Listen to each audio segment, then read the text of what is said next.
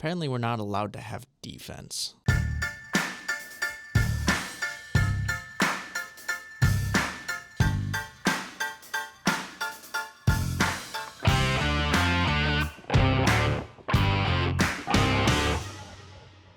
Welcome back to the James and James Show. I'm Josiah. And I'm Will.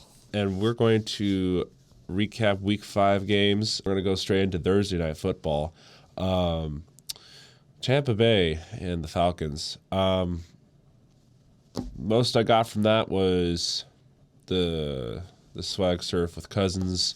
Stat from ESPN, Cousins broke Matt Ryan's record for passing yards in a game at 503 yards. Was Matt Ryan's. It was Matt Ryan's. Yeah. Cousins broke Matt Ryan's. Yeah.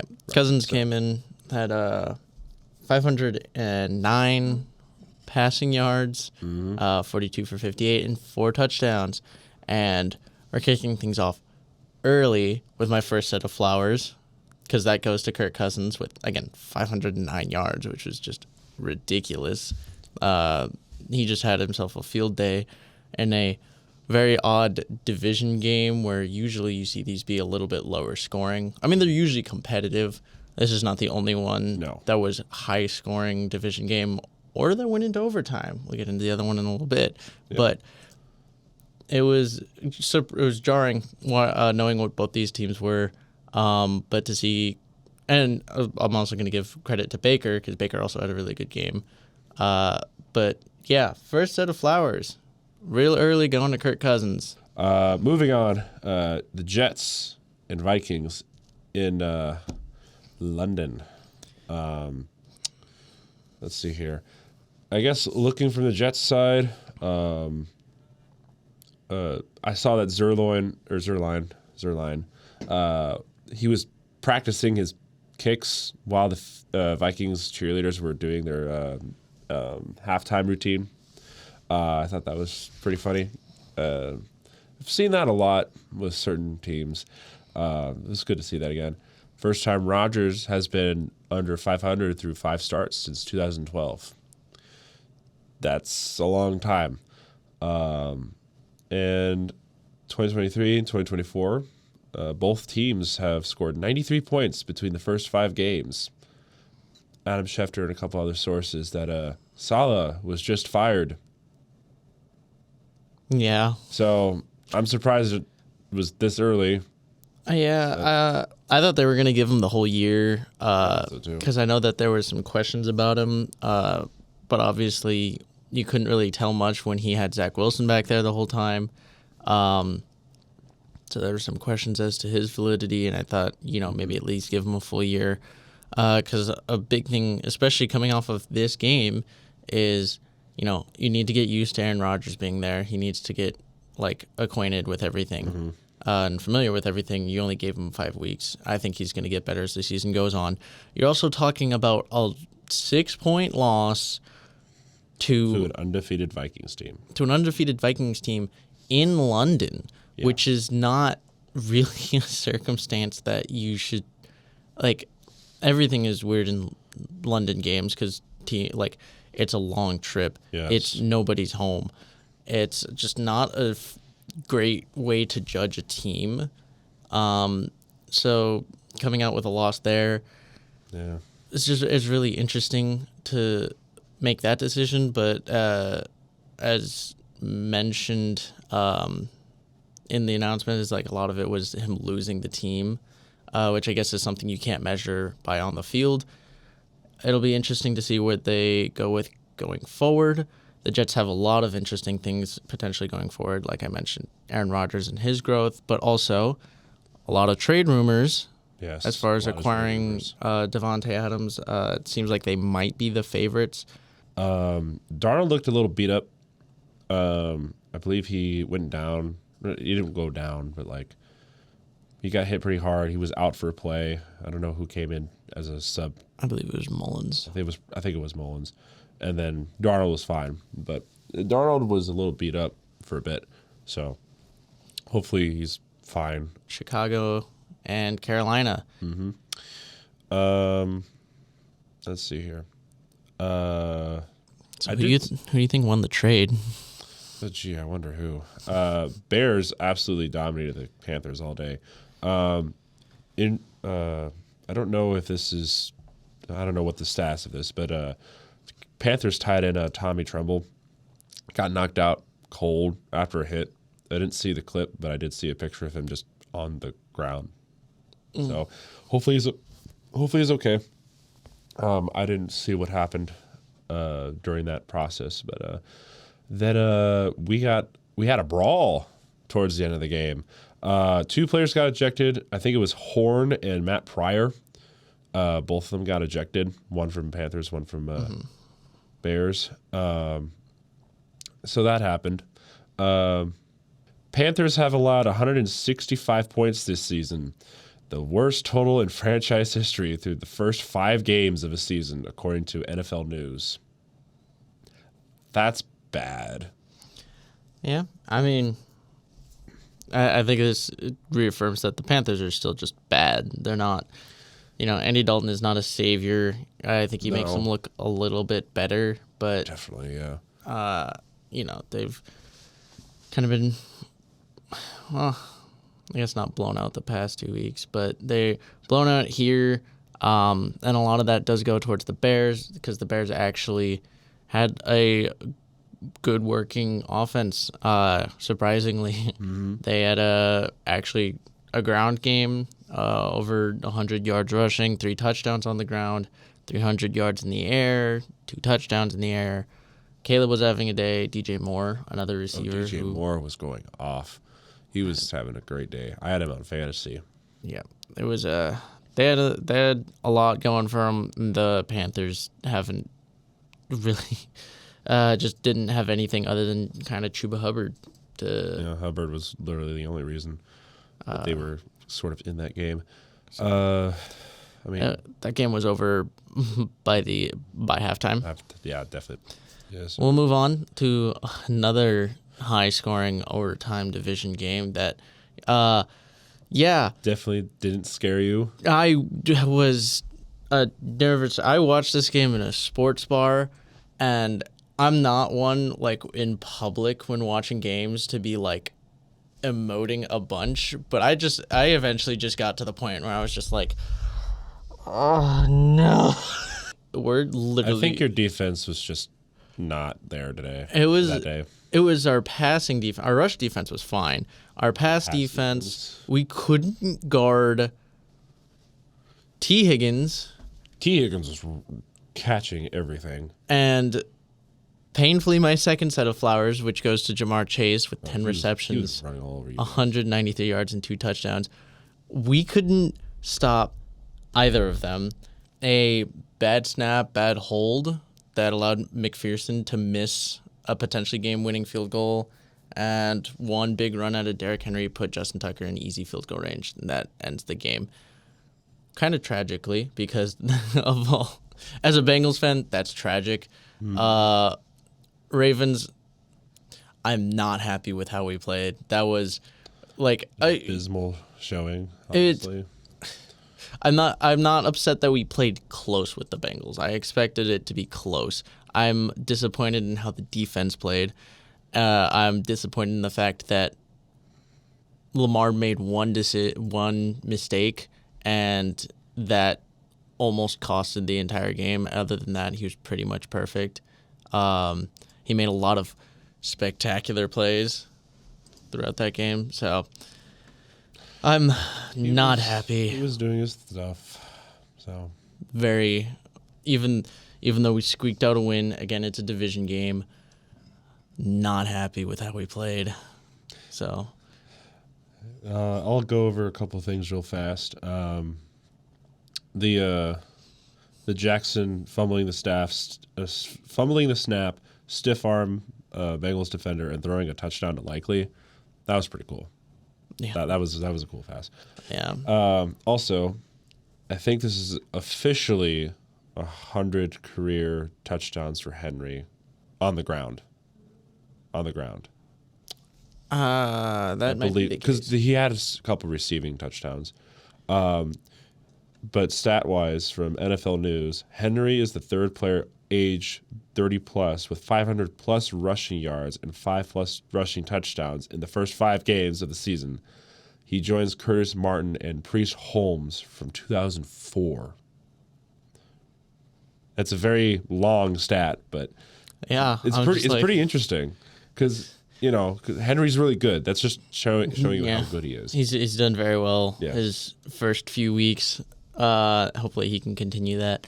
But not enough about my Ravens. I feel like this. Yeah, He likes to rant a little bit. As far as games with no defense, that is not the only one. So yes, I'll get on to Miami and New England. We'll keep this one short. Miami, first time the Dolphins won a road game against the Patriots despite allowing 150 rushing yards in a game, according to NFL News. The locker room in the Patriots was on the verge of a mutiny. There were issues with Brissett not performing as well as they thought, and then May not getting enough snaps, according to certain people. Then there was the arrest of Jabril Peppers on assault and drug charges. So not looking too good there. And then during the game, there was a controversial touchdown overturn in the fourth quarter. The Patriots, I believe, should have won that because if you saw how he landed, I believe he got his foot in before completely, exiting the end zone. I do believe the Patriots should have won that game, but it's a call where it was kind of iffy to some people. So, yeah. Yeah, it's a game that obviously, the Dolphins ended up pulling out a win. If you're the Patriots, it's a really bad look because that is not a game you should be dropping. It doesn't matter who you have at quarterback. It doesn't matter how, you're going up against a Dolphins team that is essentially, it's tooless, it's in shambles, and it doesn't look good. Yeah. Despite of how bad your roster is, how bad you look, you should not lose this game, and you managed to. It's just not a good look. The Patriots obviously again looked decent the first 2 weeks, even though they only went 1-1. Mm-hmm. They've completely gone away from what they did well, and now they're again in shambles. And it's not surprising that there's a mutiny. So the Bills and the Texans. That was a rough day for the Bills. Yeah. I mean, on the plus side, Allen joins Cam Newton as the second player in the NFL with 175 passing touchdowns and 50 rushing touchdowns. That's pretty cool. But a couple of funny things and interesting things. Did you see the clip of the ref saying basketball when he was calling a penalty he was trying to explain a call? No, I did not see that. He said something about putting the basketball on the some yard line or whatever it was. So a lot of people were like, is this a DEI hire? So oof. I don't know if you've seen the pictures or anything yet, but the Allen and Diggs awkward handshake during the end of the game where Diggs is just side-eyeing Allen. Yeah. I think that's pretty funny. Collins went down with a hamstring injury. So hopefully he will be good to go here very soon. Hopefully it's not anything big. Yeah. Obviously looking at this game, Allen did not have a good game. He after starting really hot past 2 weeks. I mean, the Bills as a whole have been really iffy, but Allen has had a rough 2 weeks, and that's an understatement. Hopefully a bounce back for him. But 9 for 30, not good at all. Terrible. There was a Keon Coleman touchdown that was questionable because he looks like he steps out of bounds, but they let it stand. But the Bills blow this game because you have the ball with under a minute. Yep. And what do they do? You're within your own 5, no timeouts, and you're gonna throw it 3 times, and punt it away because your offense hasn't done anything. Maybe if you believe in your offense, with how it had been playing that day, sure, you could try and make something happen. You have an elite quarterback in Josh Allen. That would make sense. Except you haven't had anything. He was 9 for 27 at the time, and you throw the ball 3 times, nothing, and you punt it away. You could have played for overtime. I guarantee the Texans probably just would have played for overtime as well.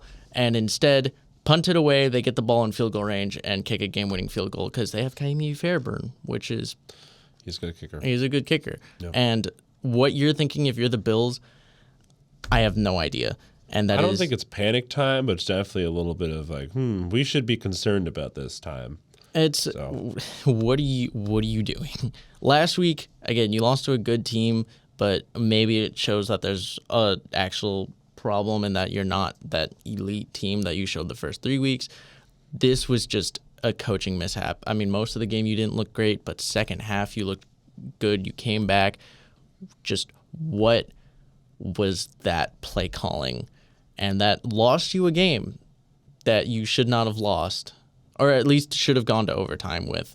And I don't know what to think with them anymore. I'm very disappointed with the Bills, and you got a lot of questions.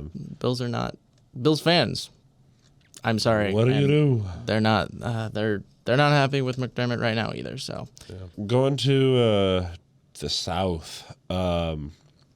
This should be a quick cover. Colts and Jaguars. So currently ETN is being dropped in fantasy leagues across the nation. He has not produced anything whatsoever, so that does not surprise me. It was also Trevor Lawrence's birthday that day. I think I saw that. And Lawrence is apparently 5-2 against the Colts, according to the NFL News. So I guess that kind of checks out with how Jacksonville plays Indianapolis at home. Yeah, Colts can't win in Jacksonville still. The one thing that I think is a bit funky from this game is the Josh Downs getting penalized for just finger pointing again. Like, why are we penalizing that stuff? Like, that doesn't make any sense whatsoever. It's just a first down gesture. Like, okay, we got the first down. So apparently the NFL is trying to crack down on celebrations using weapons. It's weapons. If it's the NFL getting hyper conscious of the younger audience that watches, but it's so soft. It depends on what it is, because some of it, is fine, but some of it is just like, this is weak. This is ridiculous. I'm tired of this kind of stuff. Takeaways I have from this game. First of all, those Jags uniforms, beautiful. Yeah, they need to have them. I love the throwbacks. We love throwbacks. I didn't even realize until I started watching. I was like, wait a minute. Ooh, son of a gun. Yeah, Jaguars, especially that first half played. The offense looked really good. They put up 37. Which is the best their offense has looked. Trevor Lawrence came out looking a little rocky in the second half, but ended up, finishing out strong. Yeah. They didn't choke away a game. And kind of to tie back into your comment of ETN is, while he's not been doing well, Tank Bigsby has been coming out and been doing work week after week. Bigsby is doing a lot of stuff. He's been very impressive through the first few weeks. He's kind of been the workhorse. So it'll be interesting to see what happens there. Flacco still had a good game. Oh, yeah. Just no defense. Yeah, throw him anywhere, he'll be good. Yeah, again, another high-scoring division game. So we'll move on. Browns and Commanders. Browns, specifically Watson, I'm very disappointed in you. I don't know if you saw, but Stefanski wanted to go for something on fourth down, and Watson just gave up. I've seen that, and that is... Oh, my God. No, that is not what happened. People spread misinformation because it was... There were 12 men on the field. Were there? Yes, it was a 4th and goal. They were trying to go for it, and there were 12 men, And there are several Browns players counting the people in the huddle. They didn't have enough time, so they took a delay of game. Okay. And people spread misinformation going on the internet going, he quit on his team. Do you think he would go over there and have a friendly conversation with Stefanski if he's quitting on his team? Do you think he would, be realistic? He's still trying to play in the NFL. He's still a starting quarterback. It is not that ridiculous. And so, yeah, there would have been 12 men. They didn't have time to sub out, so they took the delay of game, kicked a field goal. Yeah. Other than that, again, Sean trying to do the most he can, but obviously that O-line. With his O-line. That's all. His O-line is not good. Commanders, their defense looks good. Commanders continue to look great. Jaden Daniels had a good game. He got pulled, actually. He had the largest halftime lead at home since 2015, Week 15 against the Bills. That's been a long time coming. 4-1 is the first time since 2008. And for the first team since 1970, the 1970 merger, to score 150-plus points in the first 5 games in a season with a rookie QB. That has not been done for 70-ish years, or not 70 years. I'm thinking 1970. So it's been 50-something years. Mm-hmm. So that's a long time. he's been really good. Again, their defense was playing well, so you see sort of that Dan Quinn aspect actually take over a little bit. Again, against a really bad Browns offense right now. If you're the Browns, you have one win of the week, and that's Nick Chubb practiced. Didn't even play, practiced. But he practiced. He's getting back.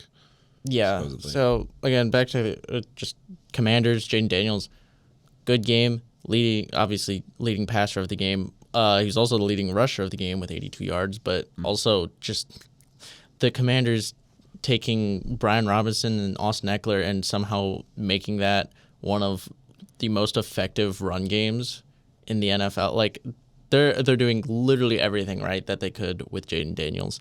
They're running an efficient offense, and yeah, if you're the Commanders, it's exactly what you hoped for with that coaching staff, bringing in Kingsbury and Quinn. They're doing just absolutely everything right, and hats off to them. So for sure. Raiders visiting the Broncos. Knicks had a great day. For the Broncos, first win since 2021 with 34 points scored. It's been a while since they've scored a lot of points. Defense was really good. Mm-hmm. The only negative thing from, quote-unquote negative thing from the Broncos side, Nick's yelling at Peyton. Yeah, it's surprising how things can get blown out of proportion without context. That was the one where I was like, I don't think he's mad. I think he's just he was extremely frustrated, which is why you can kind of see Peyton try and calm him down, and obviously not get heated back at him or anything. He's getting yelled at. Is mostly, and again, this was right after a Troy Franklin dropped touchdown, wide open, deep in the end zone. And it was understandably frustrating what Nix is saying. We don't really know. But I'm guessing that's where that really stems from. And I said this on live stream.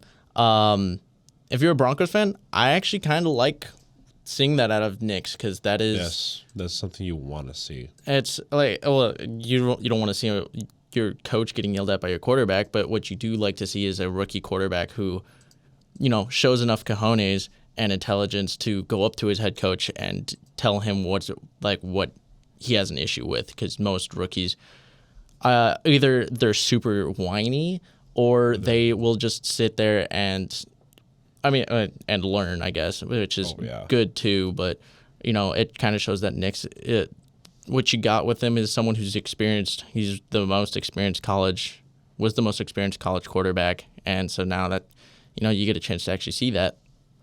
So, if you're the Broncos, you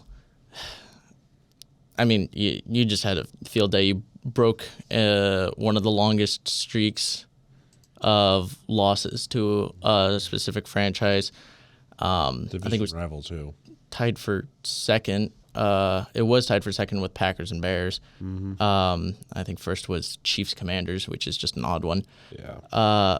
But Yeah. If you're the Raiders, your defense is Max Crosby, and that's it. Your offense looks bad. Minshew was even benched again. So he was benched again, and O'Connell did not look better. But last takeaway, like you mentioned, the Broncos defense, which has been very good this year. Vance Joseph has done a very good job. But one player in particular, I am going to give my third set of flowers to is going to be Patrick Surtain. Oh, yeah. Surtain was crazy. It was his second game of 2 picks, and he had a 100-yard pick six, which I'm surprised you didn't bring this up, was a play where Gardner Minshew was hilariously just demolished on a block. Got shoved to the ground and was arguably a hold, but very comically just thrown to the ground as the only man who could have stood in Surtain's way. So I did not get to see that one. That's funny. Yeah, but hats off to you, Surtain. You're getting my third and last set of flowers as we can move on now. Now to the hottest game, I think, in either in NFL history or at least in Santa Clara history. I think it only got up to, 110? Something like that. So, point being, Arizona Cardinals, San Francisco 49ers. 49ers brought themselves out to a lead and then just completely collapsed. Ayuk finally broke out with 6 receptions and 115 yards. And eight receptions, 147 yards is type on what, end. Yeah. 49ers scored 0 points in the second half of loss, marking the first time in Purdy's career that the team was shut out in the second half of a game. That's, impressive because that's, it's been a while since the 49ers haven't been that good. And then, according to NFL News, there were fans under the stadium who were just not out in the stands because they didn't want to sit in the heat, which I don't blame them. But I think one of the funny things was that Murray, on his rushing touchdown from like the 40 or 45, he pointed, "I'm getting the touchdown," or the deuces. He did the deuces. There was a defender like not even a yard behind him, but he outran everybody. Yes, that one was funny because according to Kyler, he said he knew when he threw it up, he knew he was gone. Yeah. He already knew. He was like, I'm out of here. He's a great runner. He doesn't really get a lot of praise for that because a lot of the work he does is behind the line of scrimmage. Yep. He utilizes that more there. But he is still a really good runner. He's very fast. Props to the Cardinals for battling back in that one. It's still a really good San Fran team. Obviously, they're kind of falling apart, but I think a lot of it is just mistakes and odd flukes. They're in a funk, I think, right now. They tend to do that early in the year, which is why I think Shanahan doesn't look horrible right now, is because it tends to happen, and they still usually end up okay.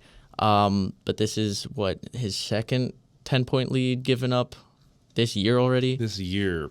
So they've kind of struggled with that. 3 turnovers. Again, I think 2 of them were interceptions. I don't think any of them were really just bad throws. The game-sealing one being just a tipped pass. It was a tipped pass. So that was a very unfortunate one. They're having a rough time, and they did everything right in the first half with a blocked field goal return for a touchdown and managed to still drop that one.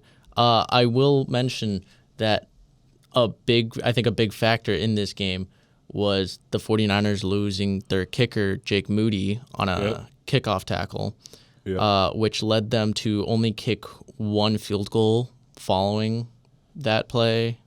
And resulting them also going for it on 4th and 23 from the Cardinals 30 because your kicker was your punter, and understandably so, it was not a favorable situation. So, unfortunate situation, but when you lose 24-23, that's a talking point when your injured kicker could have potentially kept you ahead in that game. So, Packers visiting the Rams.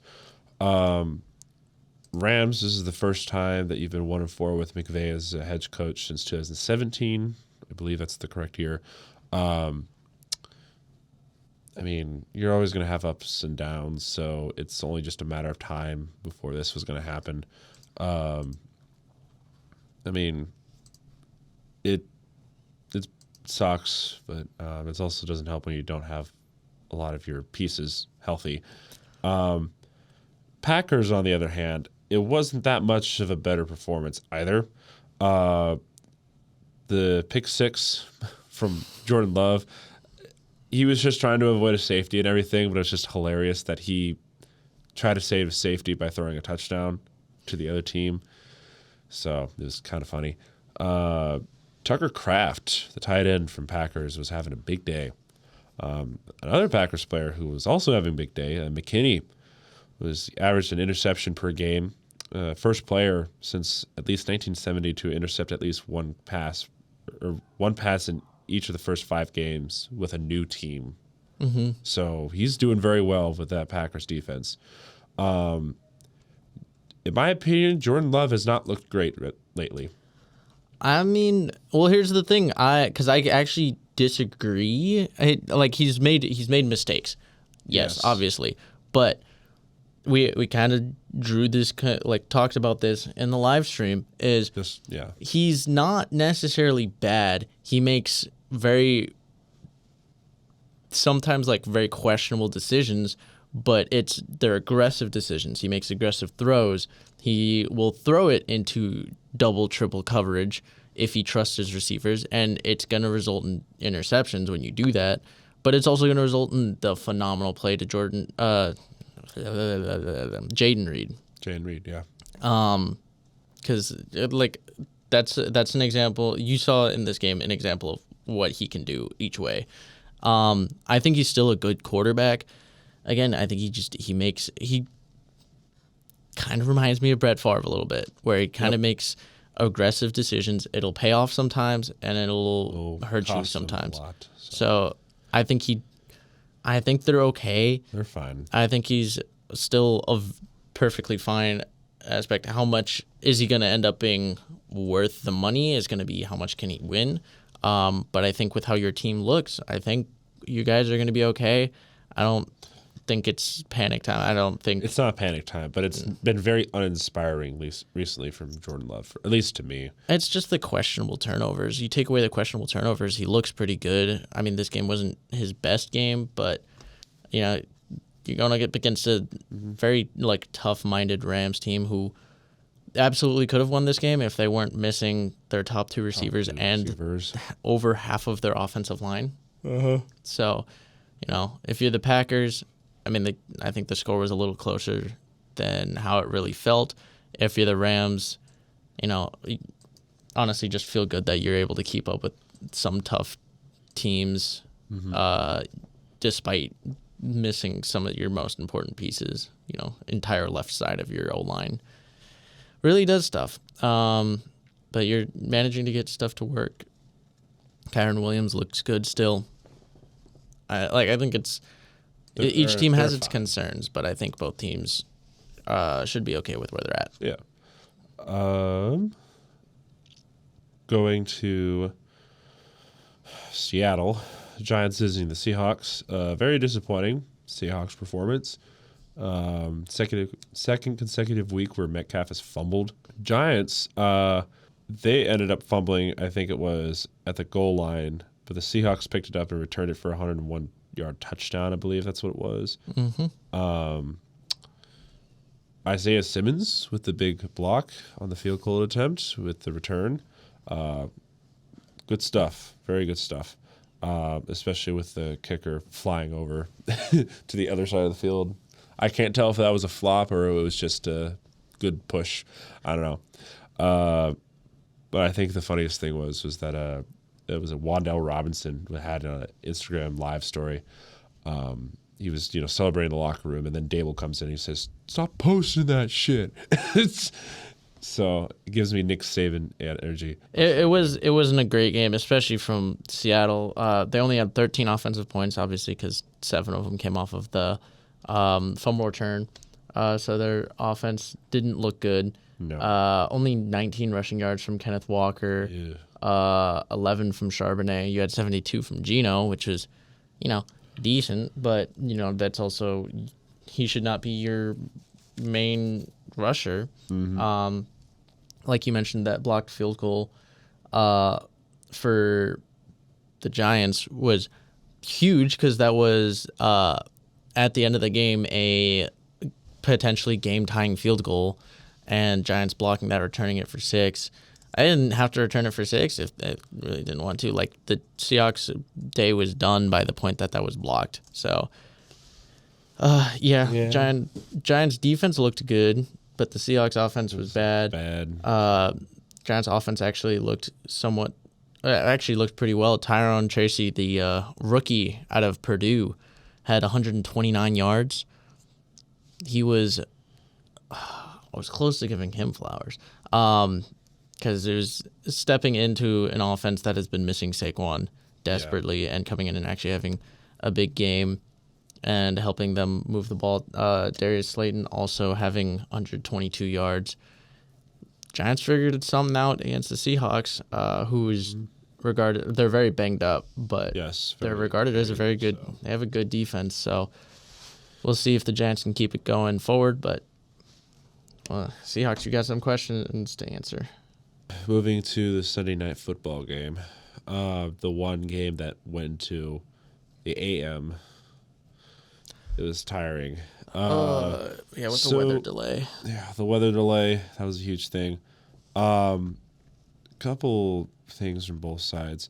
Dak Prescott threw an interception. Lamb was tripping at him a little bit. A lot of people are reading his lips saying, "Not my fault," from Lamb, while Prescott is just not looking at him whatsoever. So I don't know if there's any tension between the two. There probably is, especially with a little bit of tension. I think it's just frustrated in game time stuff.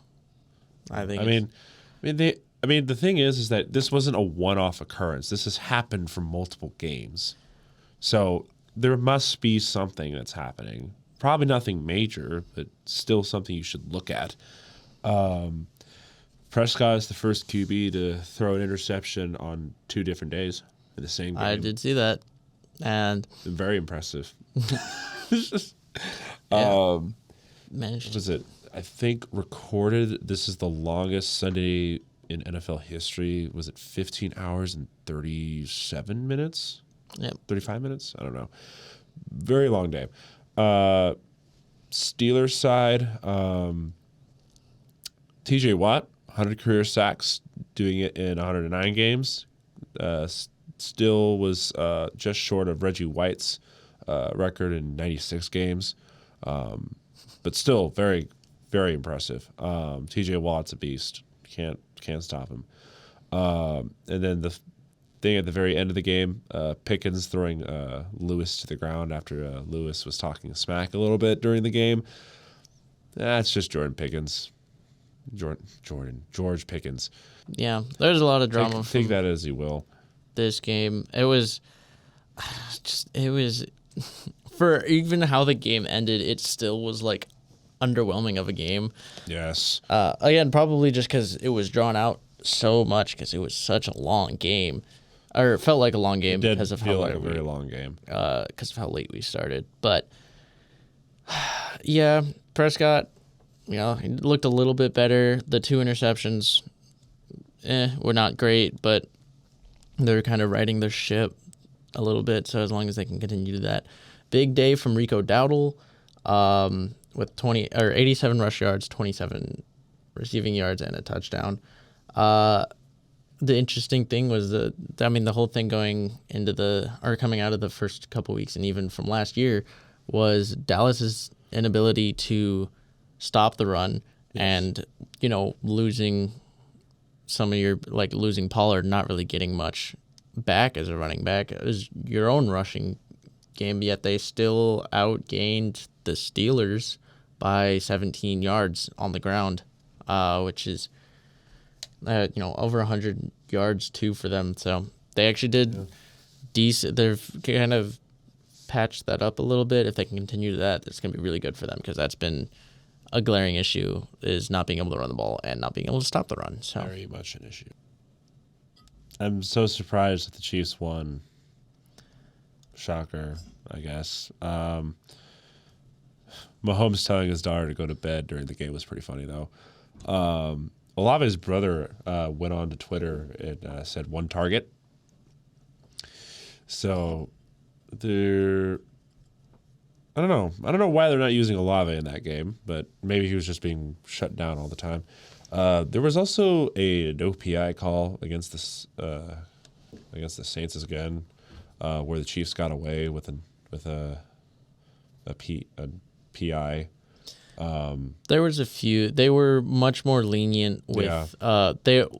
They let them play more often. Yes. There was a few calls, but they were not as heavy for most of it. Yeah, it was also towards the end of the game when they were down by 13 or something. Yeah, they were down. So the game it wasn't that much of an issue. I don't know. With people saying that the Chiefs were getting bailed out again. In that situation, no. Not this one. Saints were definitely losing this game. It was just unfortunate that it wasn't called, because normally in every other situation it would be, but in this point of the game it was kind of meh. Yeah. I don't know. It's just one day I'm not giving them excuses, but I'm supporting the calls for the Chiefs. But then there's other days where I'm just you need to be consistent. Call the Chiefs out. One thing that they should have been calling out was it Juwan Taylor, number 74 on that Chiefs line, getting away with so much holding. He's been doing that ever since he's gotten into the league, and they've never called him out on that. They haven't fixed that, and I don't understand why they haven't done that. That's the one thing that bugs me about that game specifically. But other than that, Chiefs played mostly clean. Same thing with the Saints. There wasn't anything that wasn't bad. Besides Olave not getting anything, but so much you're going to do. I mean, Derek Carr leaving in the fourth quarter with an oblique injury. We're not really sure how long he'll be out yet, from what I've seen. But no, I think this was just the best game from the Chiefs so far. Kareem Hunt having over 100 yards. This is the only convincing wins from my opinion. For some reason, Juju Smith-Schuster had 130. So I don't know what happened on the defensive side for the Saints, because that's the part of the field they should be doing fine, but apparently not. Yeah. So Worthy didn't do much. Yeah, I think that was the upside for that, because Worthy kind of moved to wide receiver 1. So yeah, so I don't know. It was a interesting and also disappointing game. Yes. So Chiefs move on to 5-0, and begrudgingly, they continue. So, I guess we'll wrap up with some power rankings. Number 10, dropped them a little ways. I have the Bills. They two consecutive weeks and a bad closing to the game. Also, not a great performance for most of the game. It was just enough to drop them pretty far. So I actually have, I don't know why I'm saying this, but Steelers, they're number 10 right now. It's kind of, I know they just lost the Cowboys, but they are one of the most, I wouldn't say complete teams, but they're one of the more well-structured teams that don't normally struggle on all aspects of the ball. There's obviously the issue with the rush defense and everything, but and then some play calling. But Steelers they're not bad this year. They're not bad. They are pretty solid. Their defense has been really good, and when their offense is on, it could be a scary team. They were one of my first teams out because I don't know. Honestly, that's pretty valid. I'm not gonna lie. I mean, There's some glaring issues from that side, but there weren't any major issues I saw, I guess. Yeah. I don't know. They're more complete than most teams. They got their quarterback right now for the moment. Yeah, we'll see. We'll see what they do with Fields and Wilson going forward. When Wilson's fully healthy, we'll see if he plays. But going on to my number 9, I have the Tampa Bay Buccaneers because I didn't have them super high last week, and coming into this week, I don't think you feel horrible. I think you played a pretty good game. It's just a tough divisional game where the Falcons actually figured out offense. It's a divisional game. It's tough, but I think you still have a really good team. This is where I dropped to the Bills is number 9. I mean, I dropped them pretty far too. I don't know. Have not looked good. It did not look convincing, I guess. They've completely 180'd. So, my number 8. I was really back and forth between these two.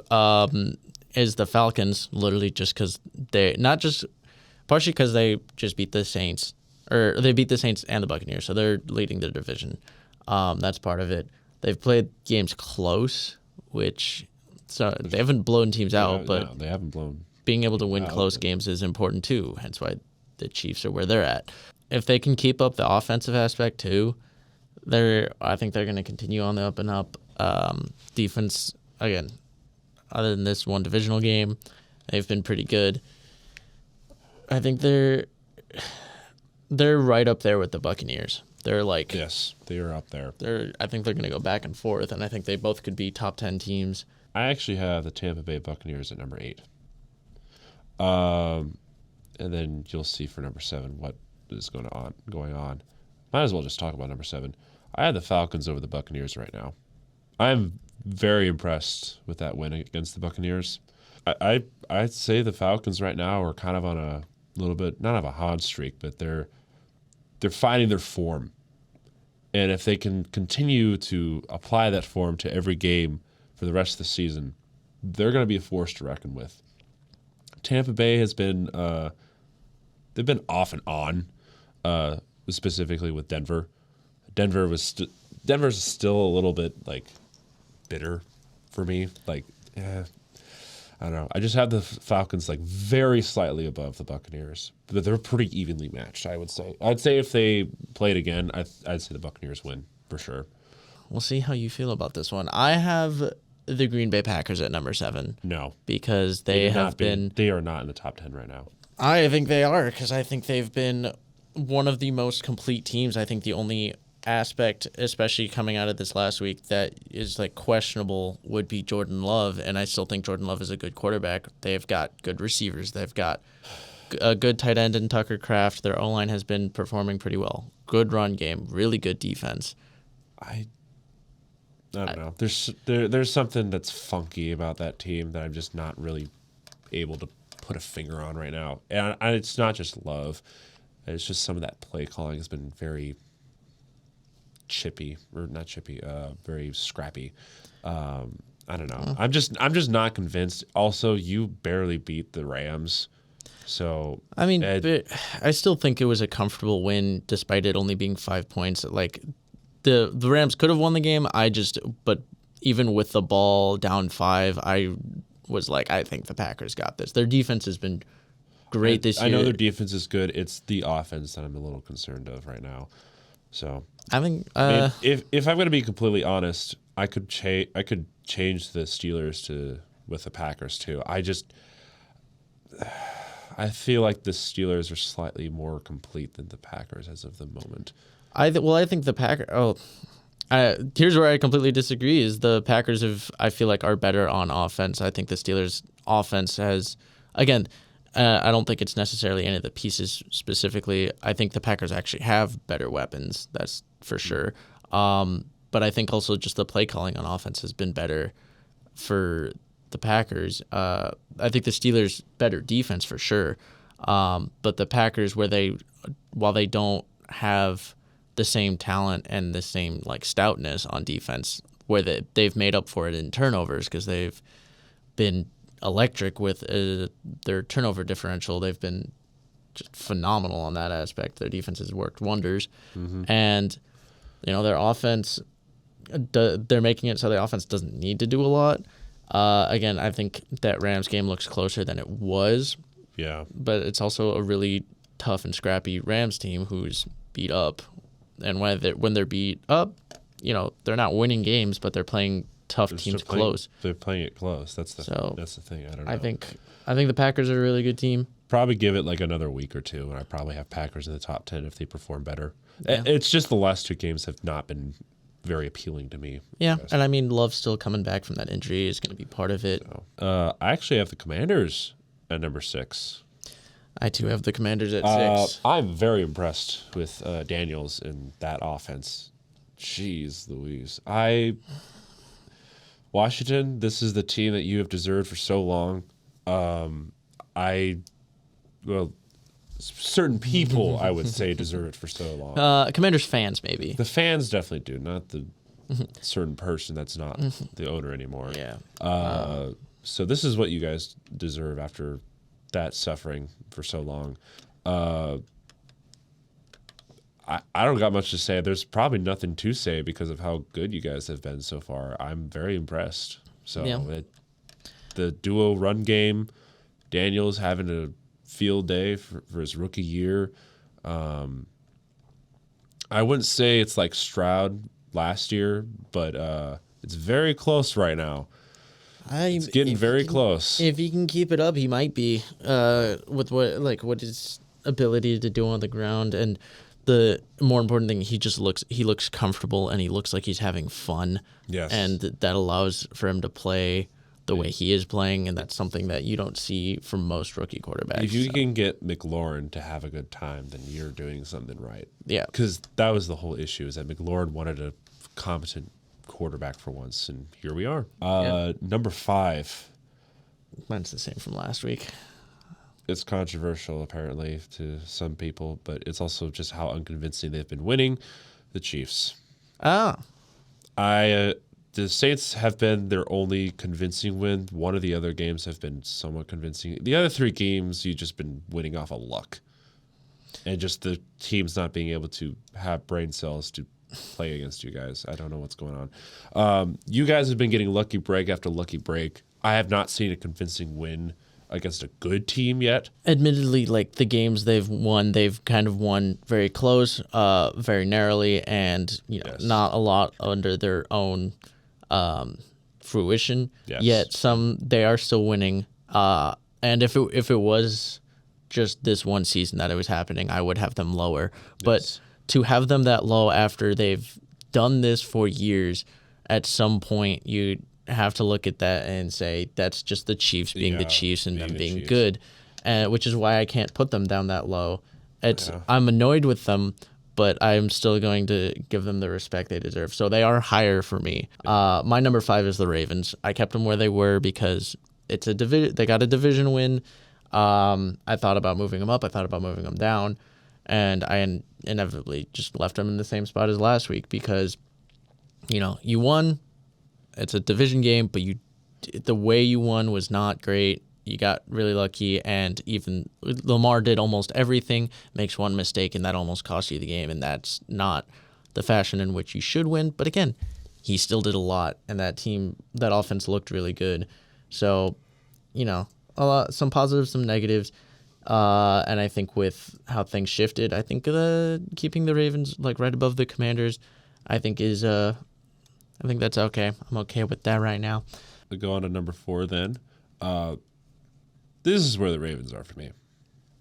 I mean, it didn't move much, but obviously the game recently was not the prettiest, but you went up against Joe Burrow in that offense, so you still did stuff. You still put up a lot of offense. So we did do offense. It was just a day where the defense just didn't really wake up until the very end. So, it happens. I have the Texans because they're a one-loss team. They've looked pretty good. Their one loss coming to the undefeated Vikings. They've been very convincing, very commanding, and they made for at least half of last week. The Bills, have been good at least for the first few weeks, look silly. Kind of tore apart that defense that's been really good. It made a MVP caliber quarterback, again, at least through the first 3 weeks, look not good. So they just, every facet they were kind of demanding. And even though they were present, even though it ended up being 20-20 towards the end of that game, like it was really close, I still think Houston just kind of was more in control. Yeah, and I think definitely. I think that's been the case for most of it. They've looked really. Their wins haven't been like fantastic. Like the competition, I mean, beating the Bears. While they are 3-2, I don't think they're a great 3-2 team. Again, your loss to the Vikings, like I'm back and forth where it's like your quality of wins, like they're good, but also like I gotta go back and forth with it. Yeah. My number 3 is the Texans. Literally copy paste what he just said onto my explanation. I mean, good team, 4-1, only lost to the Vikings, which is still not bad. I'll go on to my 3, which I'm guessing is probably your number 2, which is the Detroit Lions. It is. So there you go. Obviously had a bye. I'm not going to really move them too much because it's kind of just like what's going on around them. So dropping the Bills is kind of why they moved up. I still feel better about them right now than I do the Texans, but I still don't think we'll see how they do next week. But again, they didn't play, so they continue to stay in a sort of similar spot that they were last week. My number 2 is the Chiefs because again, especially I feel a little bit better about it now, especially after this last week. I was about to say the last week was a little. They looked again. They're banged up, but they still managed to look good. So it pays tribute to the fact that no matter really who's in that system, if you have Patrick Mahomes and Andy Reid together, they're gonna be fine. They're gonna be good. Yeah, the same number 1. No way. Apparently. Minnesota Vikings. Minnesota. Do what you do. I mean, the closest win that you've had was literally the Jets in London, but it's a London game, so it's gonna be bad on both teams. So yeah, it's take it with a grain of salt as far as that offense goes. Your defense still getting 3 interceptions. I think it was the second time Aaron Rodgers has had 3 interceptions. Yeah, second time. So your defense still came to play. It looked good. Yes. But obviously offense was a little waver. Like your one concern is, can you keep Sam Darnold healthy? Because it's the second time he's had to come out. He's keep him healthy in a game, but he's like, even though it's lower scoring, offense is still looking good. Aaron Jones obviously also suffered an injury, but with a bye week, they're hoping he's going to be okay and come back to play. Doesn't miss too much time. So if you're the Vikings, you just every facet you have a great defense. Offense, obviously, a lot of weapons and has been playing very well even when you're missing guys. So there's no aspect of the Vikings that I am really concerned about other than, a little bit of injury and can you injuries. Keep Darnold healthy. So. Yeah, that's about it. Other than that, as the Vikings have just been a scary, scary team. Not fun to play on either side. Yeah. So that wraps up. So thank you all for joining us for this recap of Week 5. A bit chaotic to a certain extent, but we like a little chaos. We're hoping that certain teams will actually turn things around for once, and also we hope that we can have something different next week. Just different things happening instead of a couple things happening over and over and over again. But that's the NFL. Some things stay consistent. So thank you all for joining us, and we'll see you in the recap. Or not the recap, the preview. Preview for Week 6. We'll see you then. Bye. Bye.